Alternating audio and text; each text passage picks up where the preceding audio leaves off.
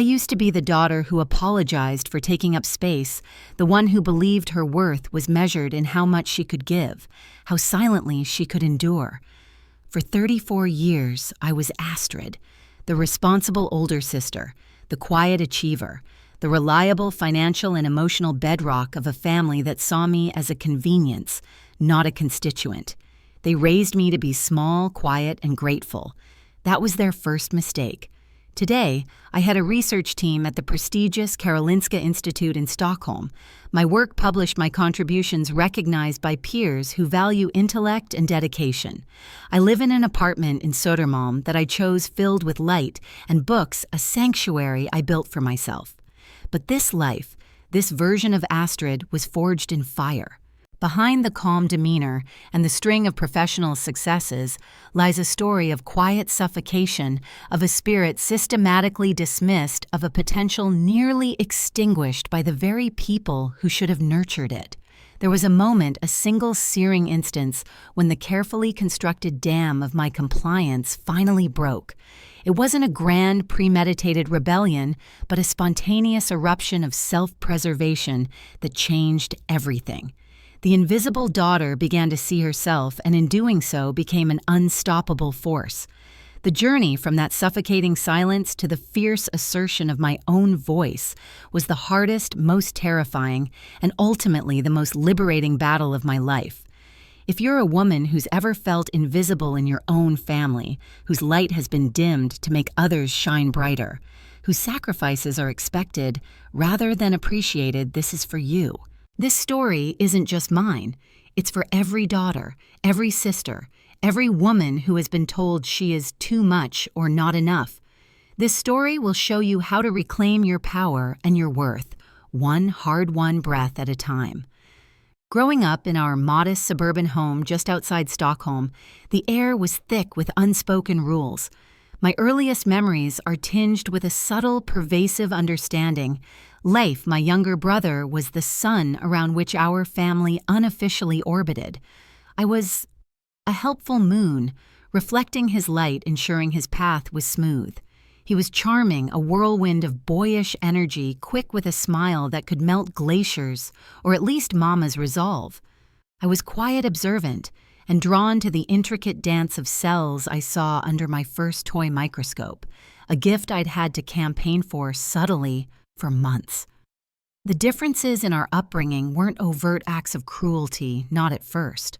They were woven into the fabric of our daily lives, as insidious and persistent as the scent of Mama's cardamom buns, a scent that for years I associated with a comforting warmth that always seemed to extend more readily to Leif. He got the latest football boots, the trips to summer camps that promised adventure, the lion's share of our parents' beaming pride for even the smallest achievements. His room was a testament to indulged hobbies overflowing with video games and sports equipment, each item a symbol of his perceived potential for greatness in any field he fleetingly chose. My requests for advanced science kits or programming books were often met with gentle deflections. "Astrid, darling, wouldn't you prefer this lovely doll-making set?" Mama Freya would suggest, her smile kind but firm. Or perhaps a new cookbook. It's good for a girl to learn these things. Papa Bjorn, a man of few words, but a powerful, passive presence, would nod in agreement, his silence a heavier endorsement than any speech. My natural talents, my burning curiosity for the empirical, the logical, were constantly gently redirected toward feminine pursuits. The message was clear.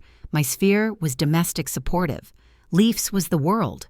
Mama, a former elementary school teacher, had once harbored dreams of her own. I'd occasionally find old notebooks filled with lesson plans for older grades, ambitious projects she'd designed. But she'd given up her career when Leif was born, citing the need for a full-time parent, a need that hadn't seemed as pressing when I was small. I sometimes wondered if her redirection of my ambitions was a subconscious echo of her own suppressed dreams, a way of fitting me into the mold she herself had been pressed into. It was a common refrain in our family, this quiet dimming of female lights. My grandmother, aunts, they all had stories of deferred dreams, of paths not taken in service of husbands or sons. They had learned to make themselves smaller to derive their satisfaction vicariously. I remember one Christmas, I must have been 10. I'd painstakingly saved my allowance and birthday money to buy a sophisticated chemistry set I'd seen cataloged. Leif, who had expressed a fleeting interest in magic, received an expensive magician's kit, complete with a top hat and cape, which he abandoned after a week. When I excitedly unwrapped my present from my parents, it was a beautiful porcelain doll. "She's an heirloom, Astrid." Mama said, her voice soft. "Something to treasure." The chemistry set I'd asked for, the one Papa had grumbled was too dangerous for a girl, never materialized. My disappointment was a sharp, bitter thing, but I swallowed it, arranging the doll on my shelf with a polite smile. That was the day I learned that my desires were secondary, my passions inconvenient. Any early moments of rebellion were swiftly, expertly shut down. A pointed question about why Leif didn't have to do as many chores, a frustrated sigh when my study time was interrupted to help him with a last-minute school project he'd ignored for weeks. These were met with Papa's quiet frown or Mama's gentle chiding. "Don't be difficult, Astrid. Leif needs a bit more help, that's all. You're so capable." The good girl conditioning was relentless. I learned to anticipate needs to smooth over Leif's frequent blunders, to be the calm, responsible counterpoint to his charming chaos. "Boys will be boys," Mama would sigh indulgently when Leif broke a vase playing football indoors or conveniently forgot his wallet when out with friends. But for me, the expectations were crystalline: be perfect, be pliable, be present but not too present. Don't take up too much space. Leif wasn't malicious, not intentionally. He was simply accustomed to a world that bent to his will, a world where Astrid was a reliable, ever-present safety net. He grew up believing this was the natural order of things, and I, through years of subtle and not-so-subtle cues, learned to believe it too. My golden cage was comfortable in its familiarity, its walls padded with the illusion of love and protection. But it was a cage nonetheless, and its bars were the unspoken expectations, the gendered limitations, the constant gentle erosion of my own burgeoning self. The pattern was set a deep groove in our family dynamic, and I was sliding helplessly along it. Little did I know every calm down, dear, was building not compliance, but a slow-burning reservoir of observant resentment that would one day demand an accounting. The transition from childhood conditioning to the ingrained patterns of young adulthood was insidious, a slow leak of self rather than a sudden puncture. I learned to make myself smaller, to fold my ambitions into more acceptable shapes, to modulate my voice so it wouldn't carry too much conviction. This wasn't a conscious decision, not at first. It was an adaptation, a survival mechanism learned in the subtle microclimate of my family. My education choices were a prime example. My heart sang for theoretical physics, for the grand, sweeping questions of the universe. But the unspoken family narrative gently nudged me. "Pharmaceutical research, Astrid? That's so wonderful," Mama had cooed when I finally settled on my path. "Such a caring profession. And Karolinska, so prestigious, but not, outlandish." Outlandish, I later understood, meant anything that might make me seem too ambitious or less available to the family's needs.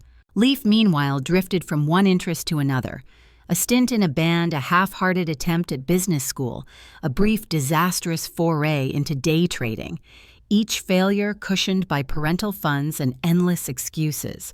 "He's just finding himself," Papa would mumble, a rare verbal contribution. "He'll land on his feet." My successes at Karolinska, the hard-won grants, the late nights in the lab leading to minor breakthroughs, were met with polite, almost perfunctory acknowledgement. "Oh, that's nice, dear," Mama would say before immediately pivoting.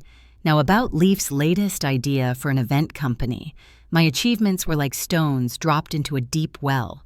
A distant splash, then silence. Leif's fleeting enthusiasms, however, were treated like budding triumphs worthy of lengthy discussion and invariably financial investment. That financial investment often came indirectly from me. It started small. "Astrid, could you lend Leif a few 100 kroner? He's a bit short this month." Then it escalated. A joint bank account was opened ostensibly for family emergencies, but it soon became Leif's personal slush fund. I'd see withdrawals for fancy dinners, new tech gadgets, impulsive weekend trips. When I'd tentatively question it, Mama would sigh. "He just needs a little help getting started, Astrid. You earn a good salary. It's what family does." The unspoken addendum, "It's what you do for him." My internal dialogue became a constant hum of self-doubt and people-pleasing. Am I being unreasonable to want my own money for myself? Am I selfish for feeling a pang of resentment when my bonus is instantly earmarked for Leif's latest debt? I'd rehearse conversations in my head, brave speeches about fairness and boundaries, only to have them wither on my tongue when faced with Mama's pained look or Papa's stoic disapproval. The few times I did try to voice a concern, perhaps about Leif borrowing my car and returning it with an empty tank and a new scratch, I was met with a chorus of, "Don't make a fuss, Astrid, he didn't mean it." Or worse, "You know how he is. You're the responsible one." My responsibility, it seemed, was to absorb his irresponsibility. The psychological cost was immense. A persistent low-grade anxiety became my shadow. I felt perpetually undervalued, my contributions taken for granted, my very presence reduced to a set of functions: ATM problem solver, emotional shock absorber. I learned to anticipate their needs before they were voiced, to smooth over potential conflicts, to manage Leif's emotional outbursts, and my parents' anxious hovering over him. I became an expert at reading the subtle shifts in atmosphere, the tightening around Mama's mouth, the way Papa's newspaper would rustle with unspoken displeasure. Other women in the family, consciously or unconsciously, perpetuated these patterns. Aunts would praise my sensible nature, my devotion to my family, especially my brother. It was presented as a virtue, this self-abnegation. "You're such a good daughter, Astrid, always there for them." No one ever asked if they were ever there for me in any meaningful way that didn't involve me providing something. My awareness of the unfairness grew a dull ache that throbbed beneath the surface of my carefully maintained composure. I saw colleagues at Karolinska Women with supportive families who celebrated their achievements, who didn't drain their resources or demand their constant emotional labor. The contrast was stark painful. I started reading articles online late at night about codependency, about narcissistic family systems, about the subtle ways gender inequality plays out behind closed doors. Each word was a tiny pinprick of recognition, a confirmation that I wasn't imagining it, that this dynamic was not healthy, not normal. But still I stayed. Still I played my part. The fear of confrontation, of disrupting the fragile family peace, a peace maintained entirely by my silence and sacrifice, was a powerful deterrent. The thought of their disappointment, their anger, their potential accusations of selfishness felt unbearable. What I didn't know was that my silence was costing me everything. The breaking point was inching closer, though I didn't see it. Leif, now in his late 20s and working as an event manager for a small, perpetually struggling company, his longest job yet lasting almost a year, announced his engagement to Sina. Sina was lovely, intelligent, successful in her own right as a graphic designer and co-owner of a design studio, and crucially, from a wealthy family. Her father, Mr. Henrik Lundgren, owned a chain of boutique hotels. My parents were ecstatic. This was it, Leif's big break, his chance to finally settle down and be taken care of. The unspoken expectation, however, was that I would of course play a significant role in bankrolling the celebrations leading up to this fortuitous union. The pressure was building, the familiar weight settling on my shoulders heavier than ever. The shrinking woman was about to be squeezed too tight. The air in our family home crackled with an almost manic energy in the weeks following Leif's engagement announcement. Mama was a blur of lists and phone calls, Papa uncharacteristically animated, offering opinions on venues and guest lists. And Leif was basking in the glow, accepting congratulations with his usual charming nonchalance, already envisioning the lavish lifestyle Sini's family connection might afford him. My role, as always, was preordained: facilitator, financier, silent supporter. "Astrid, darling," Mama began one evening, her voice laced with that specific blend of sweetness and steel I knew so well. "Leif and Sina have their hearts set on gastrologic for their engagement dinner. You know the Michelin-starred place in Gamlistan? It's perfect for impressing Mr. Lundgren." She paused, beaming. "Could you be a dear and make the reservation? And they need a rather substantial, non-refundable deposit to secure the private room. Your credit card has a higher limit, doesn't it?" The promise of reimbursement was vague, a shimmering mirage in the desert of their demands. "We'll sort it out later, of course." A familiar weariness settled over me, but I nodded. The old patterns were too deeply ingrained. To refuse would invite a storm of guilt and accusations of jealousy. So I called Gastrologic. I recited my credit card number.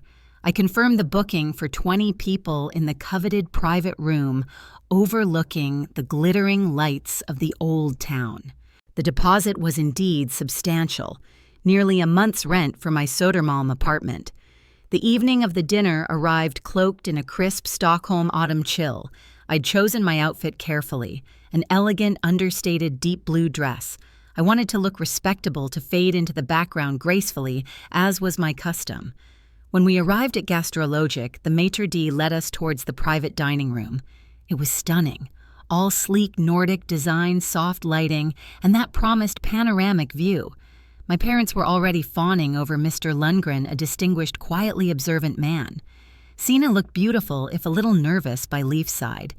As everyone began to take their seats around the large, beautifully set table, Leif, with an almost careless gesture, pointed towards a small, lone chair tucked away near the service entrance, almost hidden by a large, potted plant.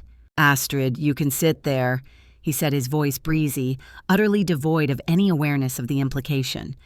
"This main table is for immediate family only, you know, and Sina's parents, of course." The words hit me with the force of a physical blow.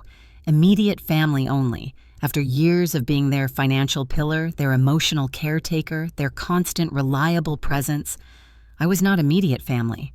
I looked at my mother. She offered a tight, almost apologetic smile, then quickly turned back to her conversation with Sina's mother. Papa simply avoided my gaze, suddenly fascinated by the intricate pattern on his bread plate.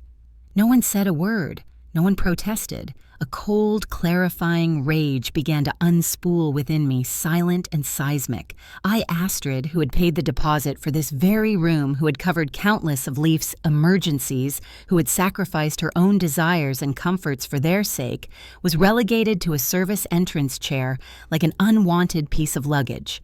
I sat down, my spine rigid, the plush velvet of the chair feeling like thorns. The dinner was an exercise in exquisite torture. Laughter and conversation flowed around the main table, punctuated by the clinking of glasses and the murmur of appreciation for the avant-garde Nordic cuisine. I was completely, utterly ignored. Not a single person addressed me other than a hurried waiter asking if I needed more water. I watched them, my family, perform their roles: Mama, the gracious hostess; Papa, the proud patriarch by association; Leif, the charming prince. It was a perfectly staged play, and I was not even a spectator. I was an inconvenient prop. I picked at the single bread roll I allowed myself, the expensive food, on the distant table, turning to ash in my mouth.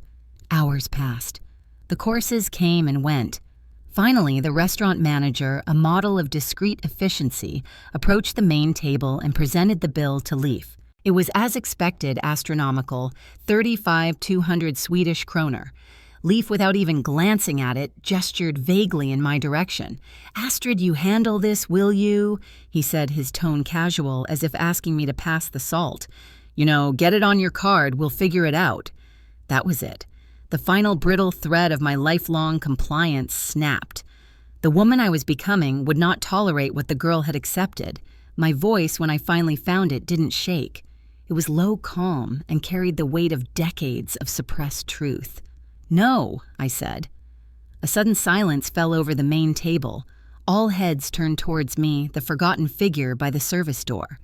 Leif blinked, a flicker of annoyance crossing his face. "What do you mean, no?" I mean, no, I will not be paying this bill.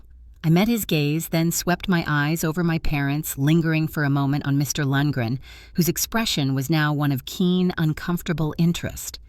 You said it yourself, Leif. This table is for immediate family only. My voice was still quiet, but it resonated in the sudden hush. I wasn't welcomed here. I haven't eaten anything beyond a bread roll. I was offered a chair by the kitchen exit. Therefore, I am clearly not considered part of this immediate family celebration you're all enjoying. Mama gasped, her hand flying to her chest. Astrid, don't be ridiculous. Am I being ridiculous, Mama? I asked, a dangerous edge creeping into my tone. Or am I simply stating a fact you all made abundantly clear this evening? Leif looked flustered, then angry. This is hardly the time or place, Astrid. You're embarrassing us in front of Mr. Lundgren. Embarrassing you. A humorless laugh escaped me. You seated your sister who booked and paid the deposit for this room by the kitchen door, and I'm the one causing embarrassment. Mr. Lundgren cleared his throat. Perhaps, he said, his voice measured but firm, his eyes fixed on Leif and my parents. There has been a misunderstanding, but Astrid raises a valid point about her treatment. His gaze was like a laser, and my parents visibly flinched. Sina looked down at her plate, her cheeks flushed. I stood up, my legs surprisingly steady. There's no misunderstanding, Mr. Lundgren. There's just a lifetime of this. I picked up my clutch. As I am not immediate family, I am not responsible for the immediate family's expenses. I looked directly at Leif. This is your party. Your bill. Then I did something I'd never done before. I turned my back on their shocked, sputtering faces, on Mama's tear-filled eyes, on Papa's thunderous silence, on Leif's impotent rage.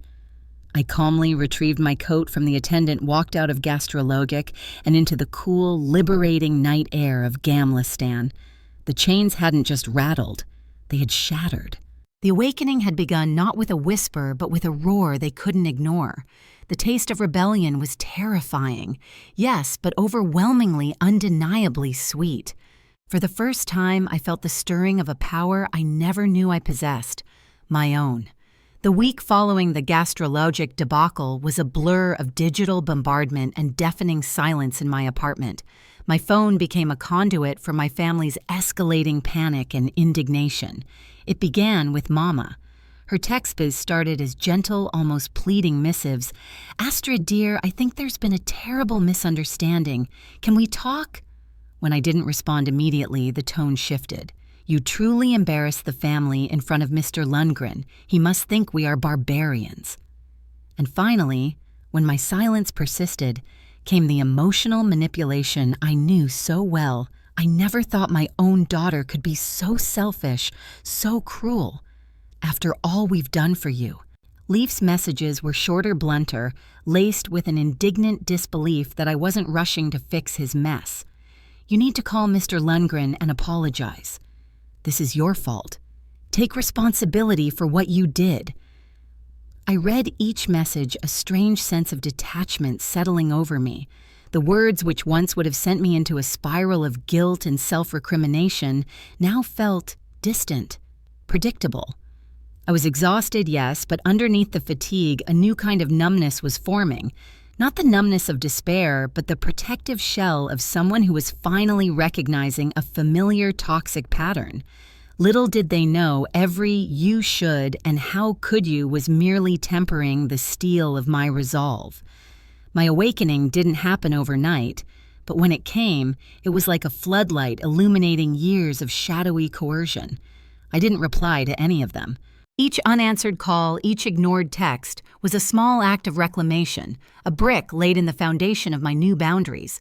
Instead, I focused on the practical, the joint bank account. It had been a leech for years, siphoning my hard-earned money to fund Leif's whims and my parents' enablement. With a clarity that surprised even myself, I logged into my online banking, transferred every krona of my remaining funds into my personal account, and initiated the process to close the joint account permanently. It was a quiet, decisive click, but it felt like slamming a vault door shut. A few days later, my phone rang. It was Leif. His voice was tight with panic. Astrid, my card was just declined. At that new bistro Sini wanted to try. What the hell is going on with the account? I took a breath. There is no account, Leif, not anymore. I closed it. You what? Why would you do that? My rent is due. I had plans. You said I wasn't family, remember? I kept my voice even, devoid of the anger that still simmered beneath the surface. At Gastrologic, by the service door. If I'm not family enough to sit at the table, Leif, then you certainly can't expect to use my money. You can't have it both ways. There was a stunned silence on the other end, then a string of furious, incoherent protests. I listened for a moment, then calmly said, I have to go, Leif. I suggest you start figuring out your own finances, and ended the call. The click of the disconnect was a small, satisfying punctuation mark. The news of the canceled engagement spread through the family grapevine like wildfire. Apparently, Mr. Lundgren, horrified by the Gastrologic display and what Sina subsequently confessed to him about Leif's long-standing irresponsibility, and the family's manipulative dynamics, had not only withdrawn his approval, but had also, I heard later, advised Sina to reconsider the entire relationship. She had. A few days after this news broke, I was nursing a latte in a quiet corner of a cafe in Gamla, trying to find a moment of peace amidst the turmoil. I looked up to see Sina hesitating at the entrance. Our eyes met. To my surprise, she walked over. Astrid, do you mind if I join you? I was wary, expecting perhaps a plea to smooth things over or even a reproach. Not at all, Sina. Please. She sat down, stirring her own coffee with a thoughtful expression. I wanted to say, thank you. She began, her voice soft but firm. And I'm sorry. I blinked. Sorry for what? And thank you for what? Sorry for how you were treated that night, and for a long time before that. I saw it. She admitted, a flush rising on her cheeks. I saw how Leif and your parents took you for granted, how they relied on you for everything while giving you so little in return. I saw how Leif wasn't always honest about his finances, about his contributions to our life together. And she looked down. I loved him, or thought I did, so I turned a blind eye to a lot of things. The dinner was just the final, very public straw. It made me see what I'd been refusing to acknowledge. Her words were like a balm to a wound I hadn't realized was still so raw.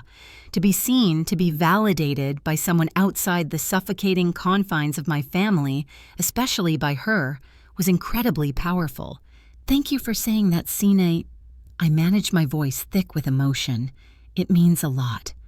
You were incredibly brave, she continued. What you did took real guts. I admired it. It helped me find my own courage to face some uncomfortable truths. We talked for almost an hour. Sina was not just a passive victim. She was intelligent, perceptive, and now clearly on her own path to reclaiming her agency. As I walked home through the cobbled streets, the city lights seemed brighter, my step lighter. This unexpected alliance, this quiet understanding from another woman who had seen the truth, strengthened my resolve immeasurably. I wasn't alone in this.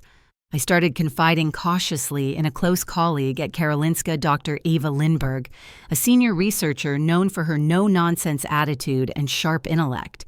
I didn't pour out every sordid detail, but I shared enough about the family pressure and the recent blow-up. Eva listened without judgment, then simply said, Astrid, you deserve to be treated with respect. Full stop. Anyone who doesn't is not worth your energy. Her simple, unequivocal support was another piece of armor. I began to research therapists specializing in family dynamics and codependency. The thought was daunting, but the gastrologic incident had cracked open a door inside me, and I knew I needed guidance to navigate what lay beyond. The woman I was becoming would not tolerate what the girl had accepted, and she needed tools, strategies, and the strength to wield them. The armor was still being forged piece by piece, but for the first time, I felt like a warrior preparing for battle, not a victim bracing for impact. The fallout from Gastrologic and the subsequent implosion of Leif's engagement rippled outwards, creating a tsunami of consequences, primarily for my brother, but also sending shockwaves through the entire family system. Leif cut off from my financial support and Sina's family's largesse, experienced the harsh bite of reality for the first time in his pampered life. His panicked call about the declined credit card was just the beginning. The rent for his trendy apartment, a cost I'd been secretly subsidizing for months by forgetting to ask for his share of the joint account top-ups, came due. He scrambled, forced to sell a few of his beloved tech gadgets, the high-end gaming console, the drone he'd flown twice, at a fraction of their worth. He tried borrowing from friends, but his reputation for being a charming leech preceded him. A few offered small, one-time loans, but no one was willing to become his new long-term benefactor. When Mr. Lundgren, with icy politeness, informed Leif that the substantial deposit he had personally paid for the lavish wedding venue was now forfeited due to the canceled engagement, Leif's desperation reached a new peak. He called me, his voice a pathetic cocktail of pleading and accusation. "Astrid, you have to fix this. You have to talk to Mr. Lundgren. Explain. It was all a misunderstanding. You know he respects you. You're sensible." The audacity was breathtaking. "No, Leif," I said, my voice calm but unyielding. "I will not. This is entirely of your and our parents' making. You wanted the grand show. You deal with the grand fallout." The satisfaction of that refusal was immense, a clean, sharp severance of an old toxic cord. Meanwhile, Mama and Papa, far from reflecting on their role in the debacle, launched what I privately termed the campaign to discredit Astrid. They began calling distant relatives, old family friends, anyone who would listen, spinning a carefully curated tale. In their version, I was ungrateful, emotionally unstable, petty, and making a mountain out of a molehill. I had deliberately sabotaged Leif's happiness out of jealousy. They were attempting to create a wave of public pressure to isolate me and shame me back into compliance. A few well-meaning but misguided aunts and cousins did call their voices oozing concern. "Astrid, dear, your mother is so upset. Is it really worth tearing the family apart over a seating arrangement? Couldn't you just apologize and smooth things over?" Each call was exhausting, a fresh wave of gaslighting, but something had shifted within me. Their attempts to paint me as the villain only highlighted the profound irrationality of their expectations. My skin was thickening. The words still stung, but they no longer pierced my core. Then came Mama's secret weapon, her younger sister, my Aunt Ingrid. Ingrid was an intellectual property lawyer living in Malmo, someone I'd always considered more progressive, more independent than the rest of the family. Mama, having failed to break my resolve herself, clearly hoped Ingrid could mediate or rather manipulate me back into line. Ingrid called her tone initially neutral, inquiring about my well-being. But as I calmly and firmly reiterated my position, explaining the years of accumulated disrespect, culminating in the gastrologic humiliation, her stance began to shift. "Astrid, I understand you felt hurt," she conceded, "but after all, it's family. Sometimes we have to overlook things for the sake of peace." Then came the line that made my heart sink. "It's not that big of a deal to make it so serious, is it? Can't you just be the bigger person?" Disappointment, sharp and bitter, lanced through me. Even Ingrid, the aunt I thought was different, couldn't or wouldn't see the depth of the injustice. It was a painful realization, but a clarifying one. If even she couldn't fully understand, then I truly had to rely on myself. This further solidified my decision to seek professional therapy. I needed an objective perspective, untainted by familial obligations or ingrained biases. The most unexpected confrontation, however, came from my father. Bjorn, a man whose presence was usually defined by his profound silence and passive agreement with Mama, actually showed up at my Södermalm apartment unannounced one evening. He stood awkwardly in my doorway, cap in hand, his face etched with an unfamiliar mixture of discomfort and paternal authority. He didn't apologize. He didn't ask how I was. He launched directly into a monologue, his voice low but firm. "Astrid, your mother is beside herself. Leif is struggling. This isn't right." "And what Papa isn't right?" I asked, keeping my voice steady, though my heart was hammering. "A daughter should not cause her family such distress," he stated as if reciting from an ancient unwritten rulebook. "You should sacrifice. It is your duty as a daughter, as an older sister, not to make things so hard for your brother. He's always needed a bit more support. The cage wasn't locked. I had just never tried to open it, and now I wasn't just opening it, I was dismantling it bar by bar. Sacrifice. I repeated, a dangerous calm settling over me. Papa, I have been sacrificing my entire life. I sacrificed my peace of mind to manage Leif's irresponsibilities. I sacrificed my financial security to bail him out time and time again. I sacrificed my own needs, my own desires to be the good, responsible daughter, while he was allowed to be a perpetual child. And at his engagement dinner, a dinner I partially paid for, I was sacrificed again, deemed unworthy of a seat at the immediate family table. I stepped closer, my voice dropping but losing none of its intensity. For years I've watched you and Mama enable him, excuse him, pour resources into him that were never ever matched for me. My successes were footnotes. His smallest attempts were headline news. Do you have any idea what that feels like, Papa? To be consistently, systematically undervalued by your own parents. He looked taken aback, genuinely shocked by my vehemence, by the torrent of words I'd held back for so long. He mumbled something about me being too sensitive, about misinterpreting things. "No, Papa," I said, my voice thundering with decades of suppressed truth. "I am not being sensitive. I am being honest, for the first time. And if my honesty makes you uncomfortable, then perhaps you should examine why the truth of my experience is so disruptive to your version of this family." The conversation, if it could be called that, ended in a tense, unresolved stalemate.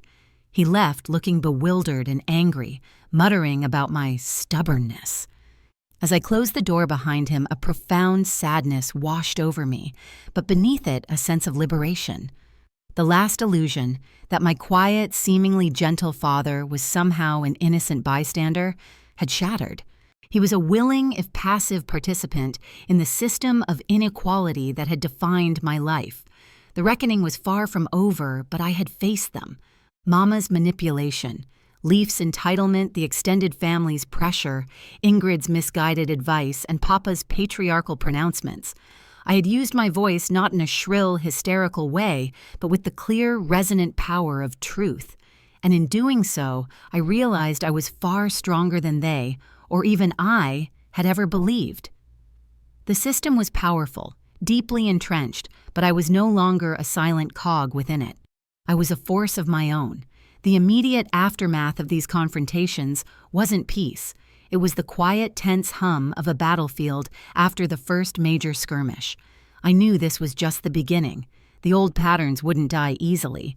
My family, accustomed to my compliance, would undoubtedly try to pull me back into the familiar, dysfunctional dance.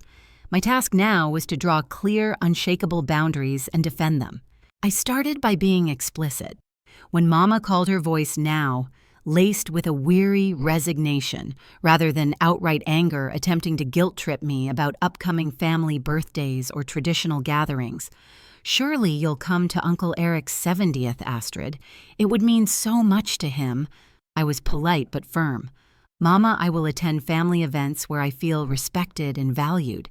If the dynamic we experienced at Gastrologic or the subsequent blaming is likely to be repeated, then no, I will not be there.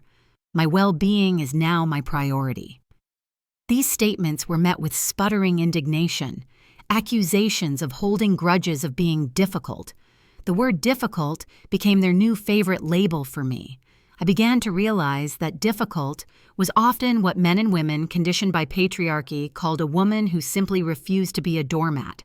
I decided to wear difficult as a badge of honor. The arguments about family loyalty were frequent. "But Astrid, we're family," Mama would wail, drawing out the word as if it were a magical incantation that should erase all transgressions. "Family loyalty is a two-way street, Mama." I'd reply, my voice calm, from a script I was perfecting with my new therapist. "It involves mutual respect, support, and consideration. It does not mean one member endlessly gives while others endlessly take." The campaign to rally allies had left a few flying monkeys, distant relatives or family friends who felt obliged to intervene. I developed a polite but firm brush-off for them. "Thank you for your concern, but this is a private family matter I am handling directly." Slowly, those calls dwindled. The impact of this emotional war inevitably bled into my professional life for a few weeks. My focus at Karolinska wavered. I'd find myself staring blankly at research data, my mind replaying conversations, dissecting motives. But I had my sanctuary in Eva Lindberg, my senior colleague. She didn't pry, but her unwavering low-key support, a shared coffee, a knowing glance, and offer to cover a minor task if I seemed overwhelmed, was a lifeline. I also started being more selective about my social life, turning down invitations that felt draining or obligatory, carving out more time for quiet reflection, for walks along the Riddarfjorden, for simply being with myself.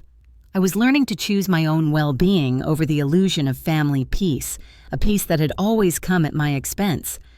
Then came a call that truly surprised me. It was Aunt Ingrid again about a month after our first disappointing conversation. Her tone was entirely different. "Astrid," she began, sounding hesitant, I owe you an apology. I've been doing a lot of thinking since we last spoke, and I was wrong." I waited cautiously optimistic. "I fell back into old family patterns," she confessed, her voice filled with genuine remorse. "Trying to smooth things over, to prioritize a superficial peace over genuine justice. What you did standing up for yourself like that, it was incredibly brave. And honestly, Astrid, I admire your strength more than I can say." She paused, then added, "It made me reflect on my own younger years times when I was overlooked, when my brothers were prioritized. I buried it, I guess. You didn't. You fought back, and you were right to." Tears welled in my eyes. This was validation from within the family, a precious, unexpected gift. It wasn't forgiveness I sought from her, but her understanding felt like a warm ray of sunshine after a long winter. "Thank you, Ingrid," I whispered. "That means more to me than you know." It gave me a flicker of hope that perhaps, just perhaps, not everyone in my family was irretrievably lost to the old ways. The most significant shift, however, came from my mother. Weeks after Papa's disastrous visit, Mama asked if she could come to my apartment, alone. I agreed, my heart a mixture of trepidation and cautious hope.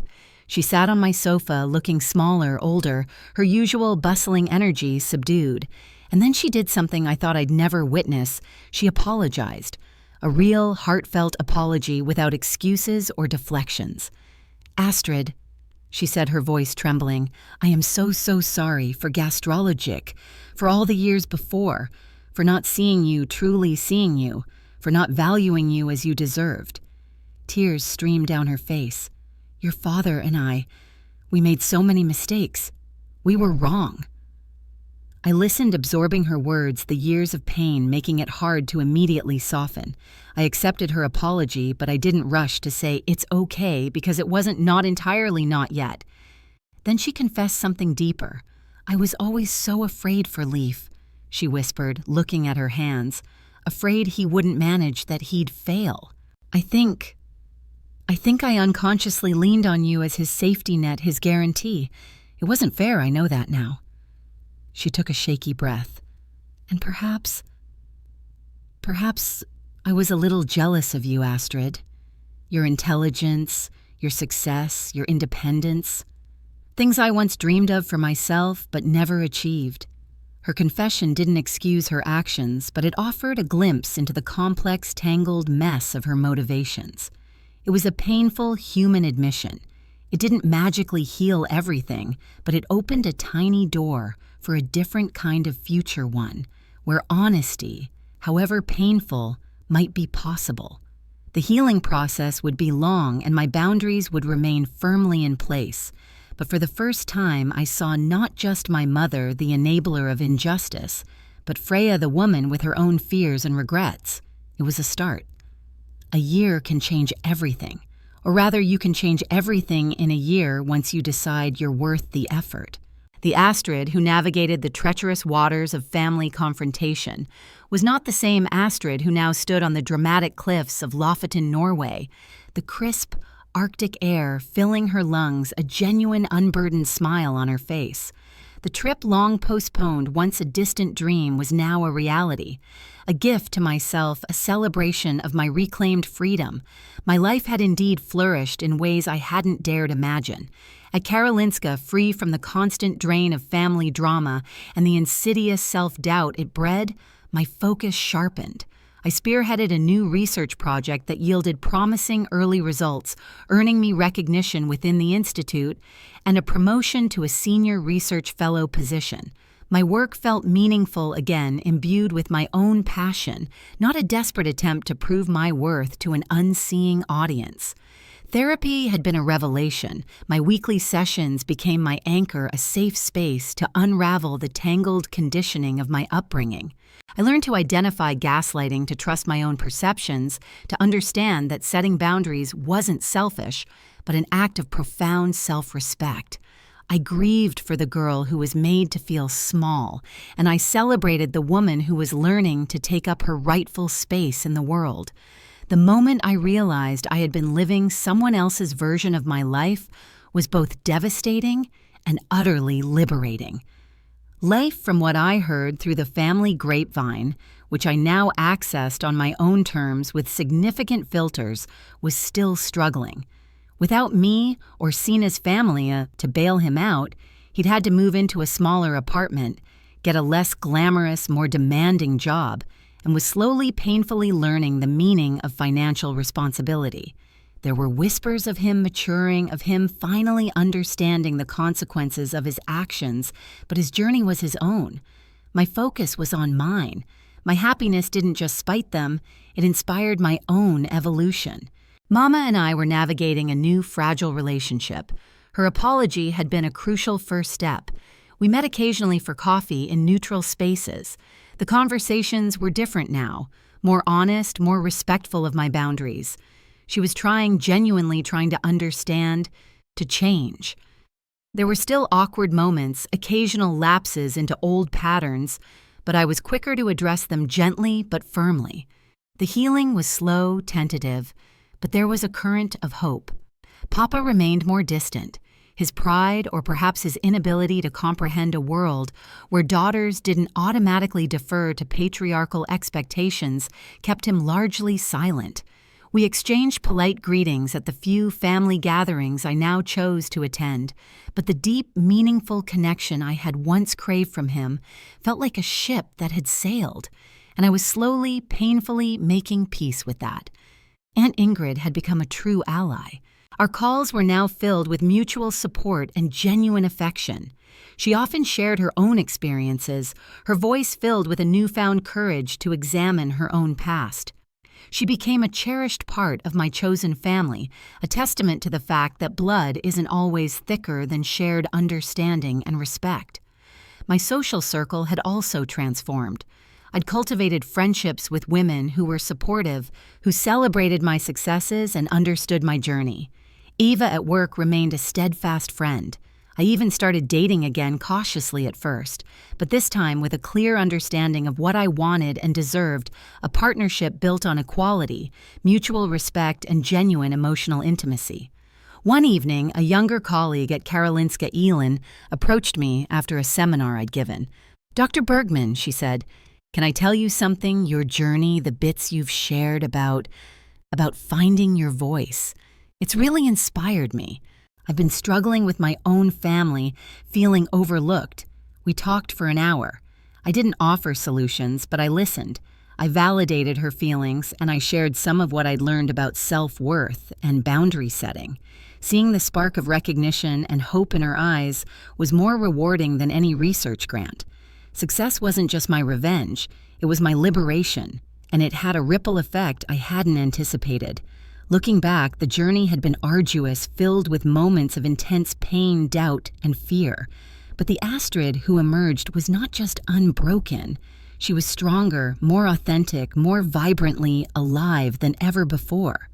I hadn't just found my power, I remembered it had always been there, buried beneath layers of conditioning and expectation. The cage wasn't locked.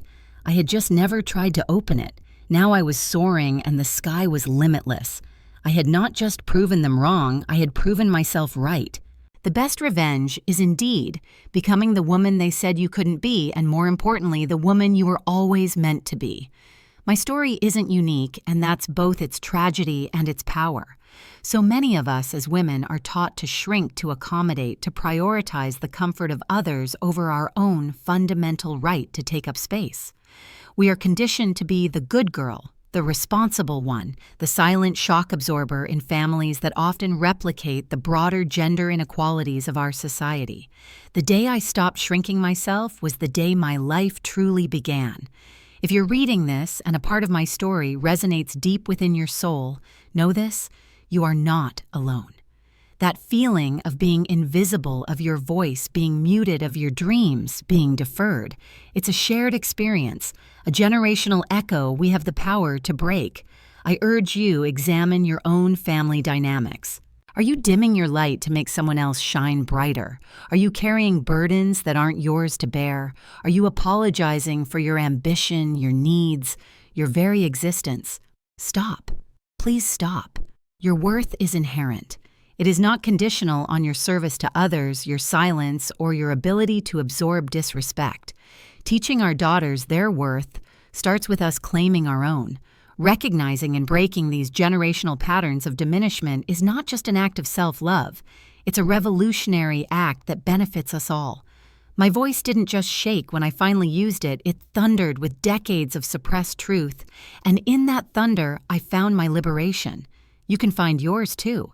If you're tired of being the good girl, drop a comment and share your story if you feel called. Subscribe if you're ready to stop apologizing for your ambition. Share this if you believe women deserve to take up space unapologetically and joyfully.